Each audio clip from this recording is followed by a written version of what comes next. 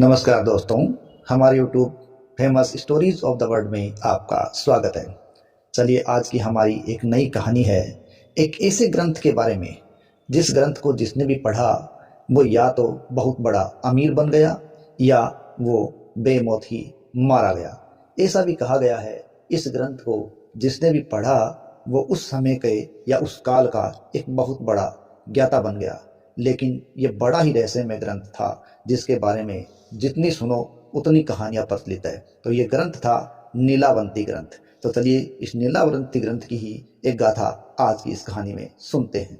हालांकि ये ग्रंथ आज उपलब्ध नहीं हुआ है, लेकिन ऐसा संकेत मिलता है कि जिन लोगों ने इस ग्रंथ को तलाशने का प्रयास किया था वो इस ग्रंथ के बारे में जानते जरूर थे और उसकी शक्ति के बारे में भी जानते जरूर थे। हालांकि इस ग्रंथ के बारे में जितने मुंह हैं उतनी ही कहानियां प्रचलित है, लेकिन कुछ विचार हम करने का प्रयास करते हैं। इस ग्रंथ का ठिकाना किसी को भी नहीं था। हालांकि इस ग्रंथ को खोजने में अनेक लोगों ने अपनी तमाम जिंदगी दांव पर लगा दी थी। नीलावंती कोई धार्मिक पुस्तक नहीं थी।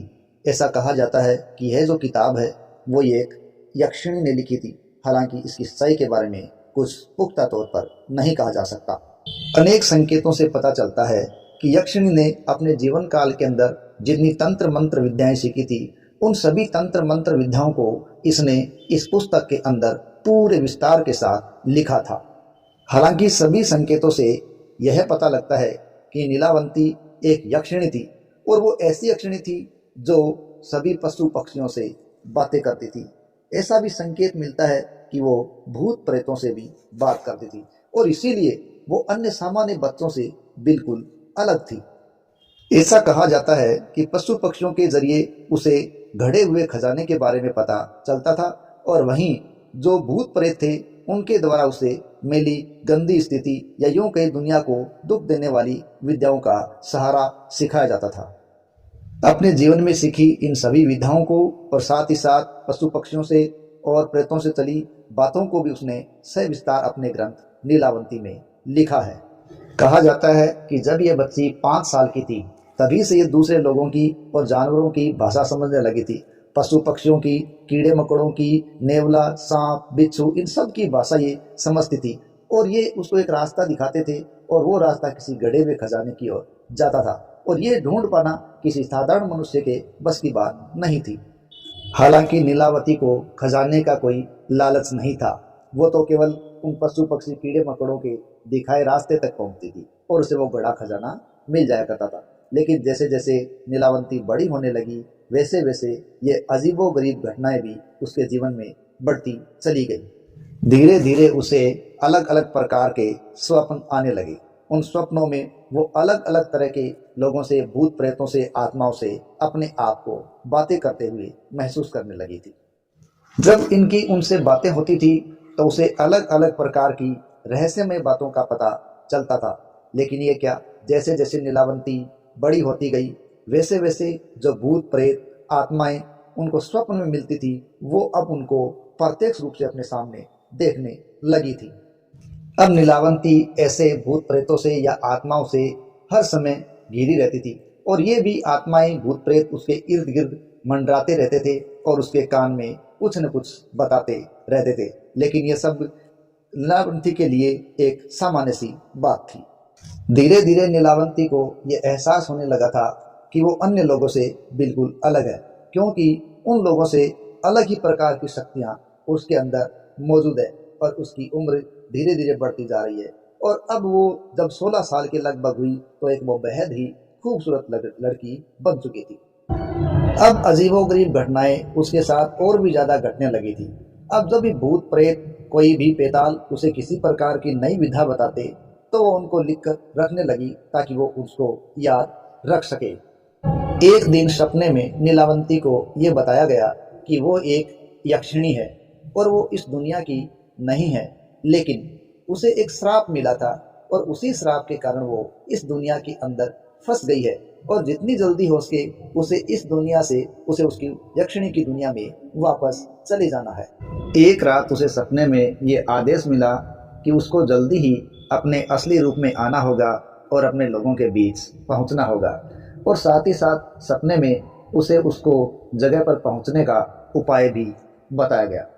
उसे ये बताया गया है कि वो जहाँ रहती है, जिस गांव में रहती है, उस गांव में उसके घर से कई मील दूर एक बड़ी नदी है और इस नदी के पास एक बड़ा बरगद का पेड़ है और वो पेड़ ही उसे उसके मंजिल तक पहुंचने का रास्ता बताएगा। इस सपने के आने के बाद अगले ही दिन उसने अपनी लंबी यात्रा शुरू कर दी। कुछ समय बिताने के बाद वो जब एक जंगल के रास्ते से गुजर रही थी, तब रास्ते में उसे एक व्यक्ति नजर आया और उसने उस व्यक्ति से कुछ मदद मांगी। वो व्यक्ति दरअसल एक व्यापारी था और वो नीलावंती को देखकर उसके रूप से बिल्कुल मंत्रमुग्ध हो गया।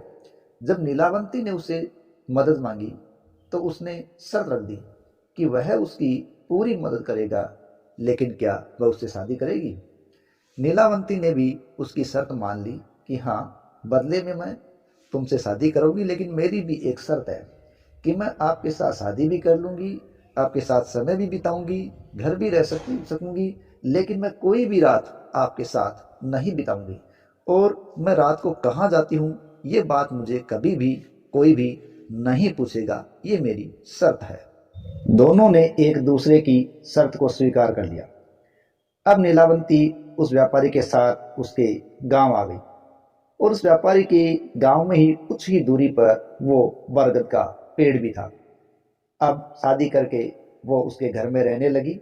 दिन भर तो वो उसके साथ रहती, लेकिन रात होते ही नीलावंती चली जाती थी और वो उसी बरगद के पेड़ के पास जाया करती थी और वहां उसकी भूत प्रेत आत्माओं से, बेताल से बातें होती थी और वहां वो अनेक प्रकार की विधाओं को समझती थी और सीखती थी और उन विधाओं को वो उसी जगह लिखती थी जिस किताब में वो अपने बचपन से लिखती आ रही थी और साथ ही साथ उन विधाओं को वहां वो अंजाम भी दिया करती थी, जैसा उसे संकेत आत्माओं से, प्रेतों से मिलता था और उसको नई नई जानकारियां, विधाएं पता चलती गई, जिन्हें वो पुस्तक में लिखती गई।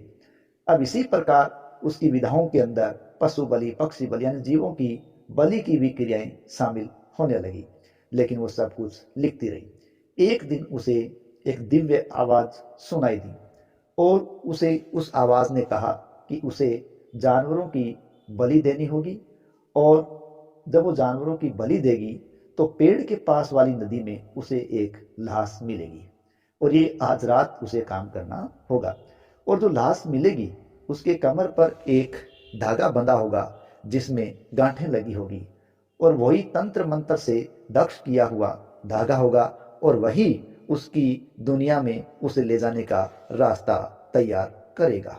उस रात नीलावंती अपनी दुनिया में जाने के लिए पूरी तरीके से तैयार थी। रात को जब अंधेरा हुआ तो वो अंधेरे का फायदा उठाकर बरगद के पेड़ की तरफ जाने लगी। अंधेरे में जाते हुए गांव के कुछ लोगों ने दूर से उसको देख लिया तो लोगों में उत्सुकता हुई और उन्होंने उसका पीछा किया। जब पीछा किया तो उन्होंने देखा कि वो बरगद के पेड़ के नीचे वो एक जानवर की बलि दे रही है। जब ये देखा तो उन गांव के लोगों को बहुत ज़्यादा क्रोध आया और उन्होंने ये सोचा कि यह औरत कोई डायन या चुड़ैल है और इसे मार देना चाहिए। लेकिन इससे पहले कि वो उस पर हमला करते, उन्होंने ये विचार किया कि पहले इसको पति को बुला लेना चाहिए। ये सोचकर वो लोग उसके पति को बुलाने के लिए चले गए। जब उसके पति को लेकर वापस आए तब यह नीलावंती उस नदी में जो लाश थी, उस लाश पर जो गांठें बंधी हुई थी वो मुंह से खोल रही थी, लेकिन इन लोगों को दूर से ऐसा लगा जैसे कि वो इस लाश को खा रही हो। ऐसा देखकर उनको लगा कि ये तो कोई नर भक्षिणी है और ये देखकर लोगों ने उस पर हमला कर दिया। लेकिन अचानक गांव वालों की आंखें फटी की फटी रह गई, क्योंकि जब उन्होंने उस यक्षिणी पर, नीलावंती पर हमला किया तो उसका पति तुरंत उसके सामने आगे आकर खड़ा हो गया। और ये क्या, उसका पति तो उससे भी बड़ा पिशाच निकला, क्योंकि उसके बड़े बड़े नाखून आए और बड़े बड़े नाखूनों से वो गांव वालों को चीरने फाड़ने लगा। यह देखकर उसको लोगों ने समझा कि तो और भी बड़ा पिशाच है। उनके समझ में आ गया कि जिसको वो आज तक व्यापारी समझ रहे हैं वो कोई व्यापारी नहीं है, बल्कि वो तो एक पिशाच है। नीलावंती को भी अब समझ में आ गया। नीलावंती को वो लेकर भागा और दोनों जंगल की तरफ भागे और पिशाच के साथ नीलावंती भी भागती चली गई। जंगल में पहुंचकर उस पिशाच ने उस नीलावंती को बताया कि वो पहले दिन से ही जानता था कि तुम यक्षिणी हो और मैं एक पिशाच हूँ, लेकिन मैं तुम्हारे साथ अब तक इसलिए रहा हूँ कि मैं वो किताब पाना चाहता हूँ जो किताब तुमने लिखी है और जिसमें तुमने सिद्धि और शक्तियों का अच्छी तरीके से वर्णन किया है। उसी किताब के लिए मैं तुम्हारे साथ रहा हूँ। मैं उस किताब से उन विधाओं को प्राप्त करूंगा। ये बातें चल ही रही थी कि गांव वाले अपने हथियारों सहित वहां आ पहुंचे और उन लोगों को अपने हथियारों से मारने दौड़े। लेकिन इस दौड़ के अंदर नीलावंती तो बचकर भाग निकली, लेकिन पिशाच उन गांव वालों के हाथों मारा गया। लेकिन ये क्या, पिशाच तो पिशाच ठहरा, वो पुनर्जीवित हो गया और वो नीलावंती के पास पहुंचा कि मुझे केवल तुम अपनी विधाओं से लिखी हुई वो किताब दे दो, बाकी मुझे कुछ नहीं चाहिए, बस मुझे तुम्हारी वो सिद्ध किताब दे दो जो तुमने पूरी जिंदगी भर इन प्रेतात्माओं से बेताल से बातचीत करके सीख करके रची है, वो किताब दे दो। तब नीलावंती ने सोचा कि यदि ये किताब इस शैतान को दे दी जाएगी तो ये शैतान पूरी दुनिया के लिए समस्या खड़ी कर देगा और हाहाकार मचा देगा। इसलिए उसने उस किताब को श्रापित कर दिया और उसने उसे ऐसे श्रापित किया कि जो भी इस पुस्तक को पूरा पढ़ेगा वो पूरा पढ़ने वाला मारा जाएगा, और यदि कोई व्यक्ति इस पुस्तक को बीच में छोड़ देगा पढ़कर वो पागल हो जाएगा। इस प्रकार नीलावंती ने अपनी इस पुस्तक को श्रापित कर दिया और अपनी किताब के साथ ही वहां से गायब हो गई। हाँ, इतना जरूर तय था कि वो अपनी दुनिया में वापस कभी नहीं जा पाई। क्यों? क्योंकि उसके पास अपनी दुनिया में जाने का केवल और केवल एक ही रास्ता था और वो रास्ता अब बंद हो चुका था। किसी को कुछ पता नहीं चला कि वो कहाँ गई और कहाँ उसकी किताब गई और कहाँ वो किताब है या नहीं है। इतना जरूर संकेत मिलता है कि उस किताब को एक अंत में ग्रंथ का रूप दिया गया था और वो ग्रंथ अलग अलग हिस्सों में बांटकर छोड़ दिया गया था। बहुत से लोगों ने इसे पढ़ने का दावा भी किया है और इसके बारे में बहुत सी सामग्रियां इंटरनेट पर भी उपलब्ध हैं, लेकिन ये केवल भ्रम मात्र है, सच रूप में उस कहा नहीं जा सकता। इतना जरूर है, इस प्रकार की किताबों के सहारे रहकर कोई भी व्यक्ति किसी भी प्रकार से जीवन में मुक्ति नहीं पा सकता। वो केवल एक भटकाव का है और केवल भटकता रहता है। इसलिए इस प्रकार की चीज़ों से बचने का प्रयास किया कीजिए। ये थी हमारी आज की नीलावंती की रहस्यमय कथा। जिस किताब को जिसने पढ़ा वो मारा गया, कोई अमीर हो गया, बीच में छोड़ा वो पागल हो गया। जैसे जैसे लोगों के मुंह हैं वैसी वैसी बातें इसके बारे में कही गई हैं। जय हिंद।